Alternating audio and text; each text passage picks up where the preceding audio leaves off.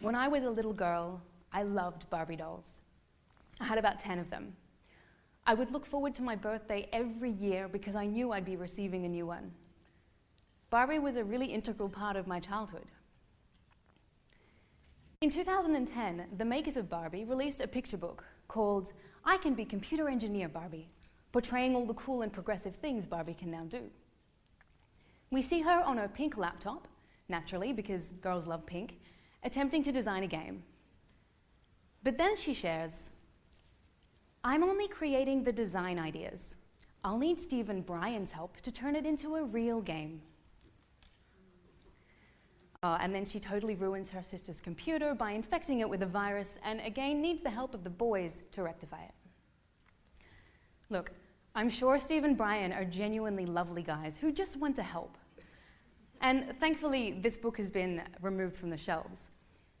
But what are we actually communicating to our young girls? What message are we giving them? You can be anything you want, even a computer engineer. But you will need the help of boys every step of the way because you're just not good enough. My recent ancestors came from the Middle East. They were early pioneers in joining a movement in the mid-1800s at a time when no women on this planet could vote. This movement was openly championing revolutionary principles at the time of the oneness of humankind, eradication of prejudice, and the equality of men and women. For holding these beliefs, many members of this movement were tortured, imprisoned, and even executed. And even till this day, they're denied their fundamental rights as citizens. I share this story because it had a really profound impact on shaping my understanding of the importance of gender equality. Because had my grandparents not escaped that country when they did, I wouldn't be here. Instead, I would be living a life of oppression.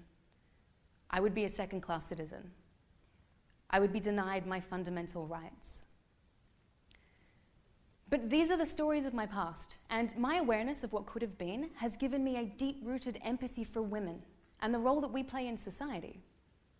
This is why I'm so passionate about continuing to advance women, particularly in the workplace. I've seen the women that I work with and I coach, from student level all the way up to career professionals. They completely transform. They change, they smile, they're finally confident, like a weight has been lifted off their shoulders and they're free from the struggles that they've been carrying with them. What I've realized is a lot of this is actually self-imposed, but more on that later. So, interestingly, gender equality happens to be really good for business. But before we get to that point, what is gender equality? And it's really, really quite simple. It's where gender is irrelevant. Everyone has access to and enjoys the same rewards, resources, and opportunities. Now, a 2008 McKinsey study found that organizations that have high levels of gender diversity actually perform better. Now, this could be due to the fact that these organizations have a culture that empowers people, irrespective of their gender, or maybe they're able to make the most of a wider range of talents and perspectives. Whatever the reason, it's undeniable that gender inclusion and diversity is a win. But in spite of the benefits of business, the gender gap in the developed world is still painfully obvious. The irrefutable fact is that women continue to earn less than men, women are less likely to advance in their careers, and they earn less in retirement savings. Now, the gender pay gap could be attributed to the fact that women often work more flexible roles, or they work fewer hours. But women still make less than men, even when working the same jobs and the same number of hours. If we were to have a look at salaries for women in some of the highest paying roles, and these are Australian numbers, it's easy to think, wow, we've done really well, this is really impressive. However, when we contrast that with male salaries in the same roles, it's easy to see that it's extremely lopsided. I don't know about you, but I would really struggle to explain to a little girl who has aspirations to grow up and be a neurosurgeon and save lives that she'll be earning half that of her male counterpart just because she's a girl. If you really think about it, it's exploitation, pure and simple. There was a really interesting social experiment which was done earlier this year. Some of you may have actually seen it on social media. And it was with children. And what they did is they paired up children with a partner of the opposite sex, and they gave them a task to complete together. So when these children worked together and completed this task, they were each given a reward, which was a glass full of candy. The little boys received almost double the amount of candy as the girls. These kids in this experiment were really confused as to why they received different amounts of rewards. One little boy actually shared, "But she was just as good as me, so we should get the same reward." And when asked why, he said, "Because otherwise it's unfair." All of the kids in this study took it upon themselves to equalize their rewards. Now, there is a really big message in this small social experiment, and it's that gender bias is learned. There is no merit, and there is no amount of policy that will bring about gender equality while we still have this bias within us. So, what exactly does gender bias at work look like? Well, Sheryl Sandberg, in her 2010 TED Talk, shared a really interesting study. And it was with a pair of Columbia Business School professors who found something very interesting when they were researching their classes. What they did was share an article about Heidi Roisin, who was a very, very successful female business leader and businesswoman. But what they did was split their classes into two groups. One group received the article. The other group received the same article, but with one change made about Heidi. But this one single change was so significant that it completely changed the way that these students in this group perceived the leader and the leader's behaviors. Whereas one group described this leader as a titan of industry and someone I would love to meet, the other group described the leader as power hungry and definitely not someone I want to work for. How can the same story, the same article be viewed so differently?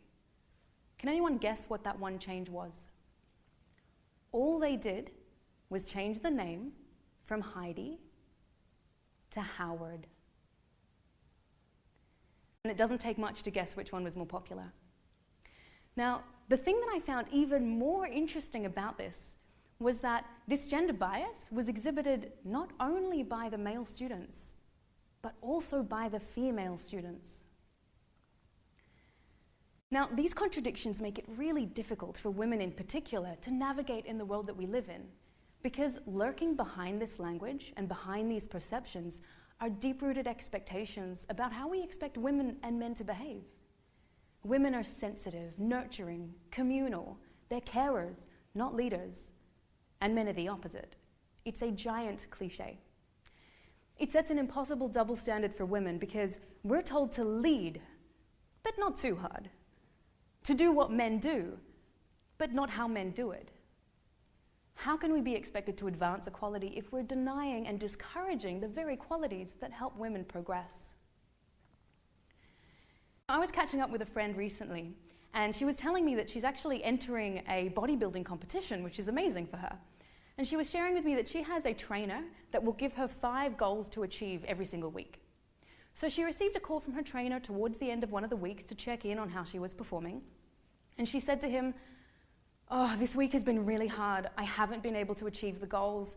I don't know if I can do it. I feel like a failure. Maybe I should just give up on this dream."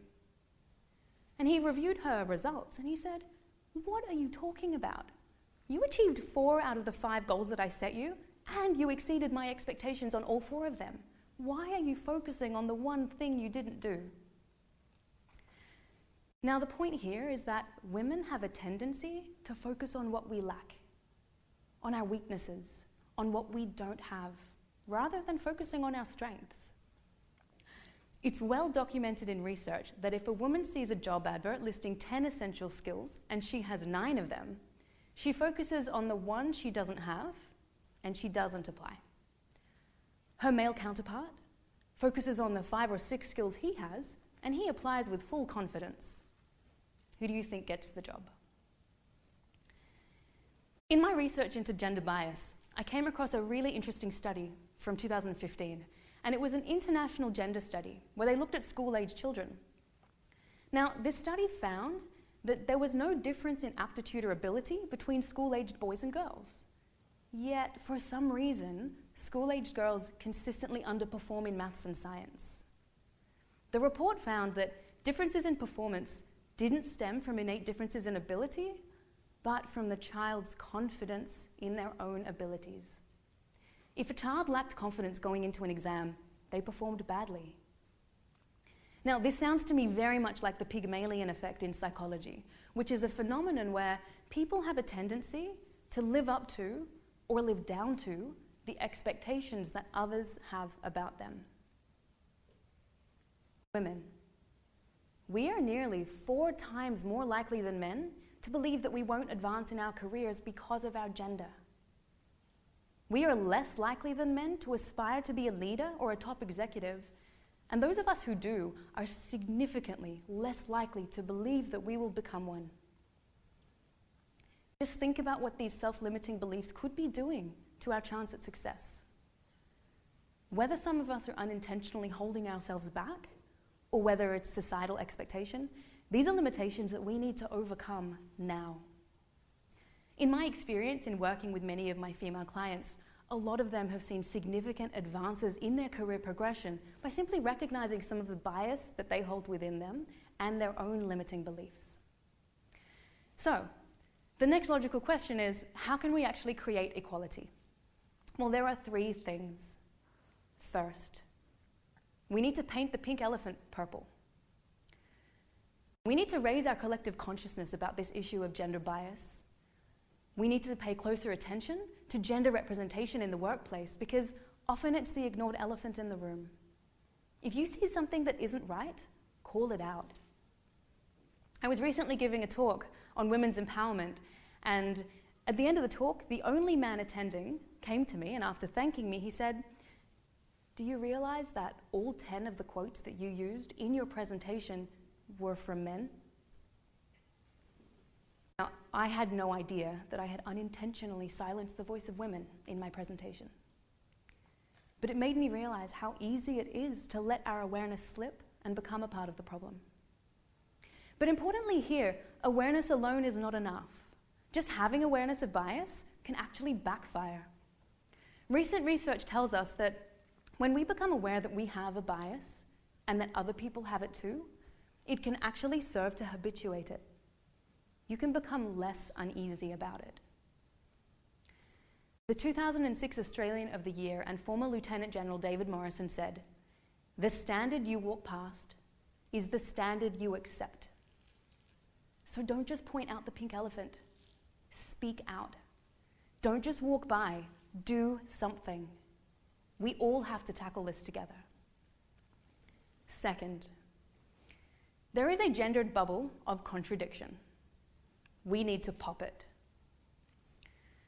We need to call out passive habits of acceptance and resignation because this issue of gender bias and gender expectation, it doesn't just affect women. I've seen young men suffering on the inside and unable to ask for help out of a fear that'll make them look less manly. If men aren't expected to be aggressive in order to be men, then perhaps women won't feel the need to live up to society's expectations about what they should be like. Both men and women should be free to be sensitive, to be vulnerable, to be strong and to be assertive, and really just to be true to who they are. Third, we need to rein in the polarization. We need to view our common identity not as being gender-defined, but as premised on being human. Being a male or female shouldn't be viewed as 2 opposing sets of ideals. They're not polar opposites, but they're like 2 wings of a bird. And a bird needs both of its wings to be equal in strength in order to be able to fly. In this way, both men and women and their strengths can be complementary and more balanced. It has to start with our mindset. Gender inequality has a deep-seated psychological component that shapes our perspectives and how we view the world. Neuroscience tells us that we create our reality based on our thoughts, based on our perceptions, how we interpret the world around us, the beliefs that we hold, the attitudes that guide us, and even the self-limiting thoughts that hold us back. We choose what we see and what we don't see, and this becomes what we create. So, in summary, leaders, empower both the women and the men in your organizations, and you will reap the rewards of their talents and inherent strengths. If you notice bias, address it immediately. Men, we need you. We also understand that you're not free from societal expectation about your role and what it means to be a man. Together, we need to fix this. Women, we need to stop blaming. We need to have greater confidence in the strengths that we have and what we bring to the table. We need to acknowledge that, yeah, okay, there are some fundamental differences, but these can absolutely become strengths depending on how we view them. We need to back and support each other. We all need to unlearn what we've learned and pass on a new way of thinking to the next generation. By working together, we can change our world. We can change our reality, and we should, because the future is not some destination that we will arrive at whether we want to or not. It's something that we have to work together to create. And perhaps then we'll see a new, liberated Barbie and Ken, whose roles are equally valued and who can really grow up to be anything they want. What future will you create? Thank you.